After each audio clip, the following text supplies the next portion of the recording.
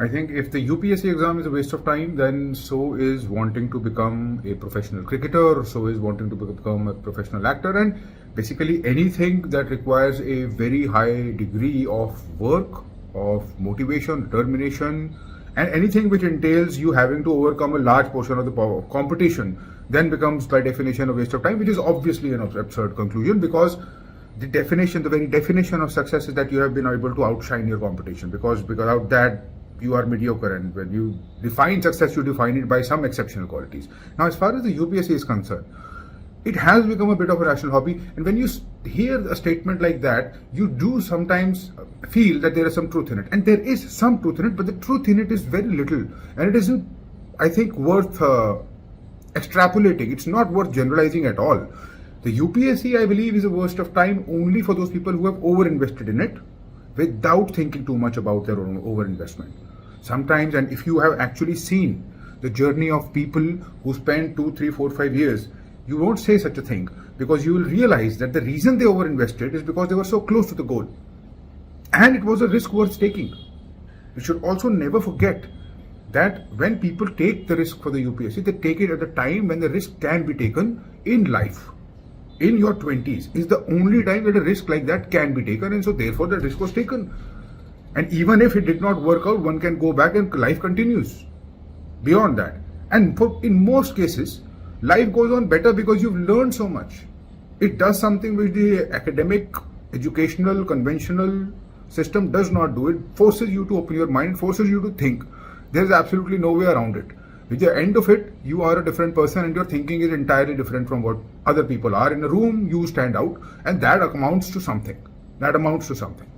Now, apart from that, one should also never forget that the UPSC is something audacious. It is a big goal, and it is a goal which is noble and more or less worthy of appreciation, because it leads to something which is noble. First of all, that is nation building. Second of all, anybody who wants to do a thing that is so difficult, anybody who is voluntarily choosing to put themselves through pain, I think deserves a little bit of respect, and definitely do not deserve any discouragement from that point of view.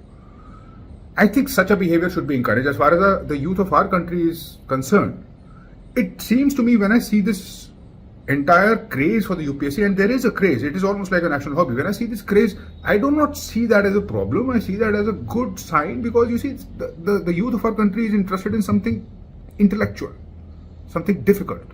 This is what is being celebrated as far as our civil servants are concerned. When you clear this exam, you become smarter. You're considered as somebody who has a higher level of intellect. That is a good goal to have.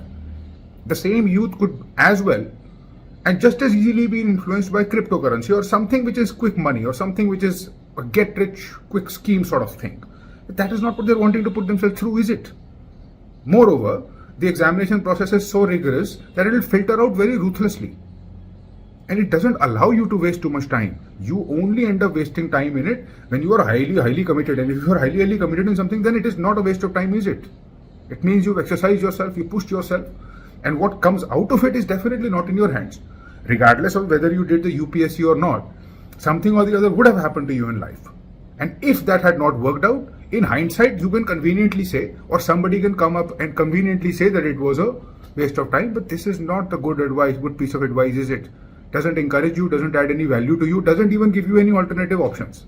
Now, not everybody wants to be an entrepreneur.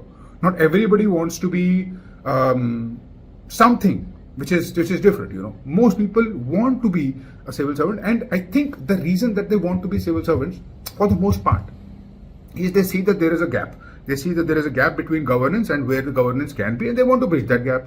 They also see, I think, very clearly that our country is increasing in strength, it's increasing in growth, it is increasing in prosperity, it is increasing in pride. And so there they want to jump onto that bandwagon and be part of it. There's nothing wrong with that, in my opinion. Why should there not be? And I think there would be something seriously wrong with our demographic, with the youth of our country, if they were not interested in nation building. That would have been a debate worth having. Why are they not interested in nation building?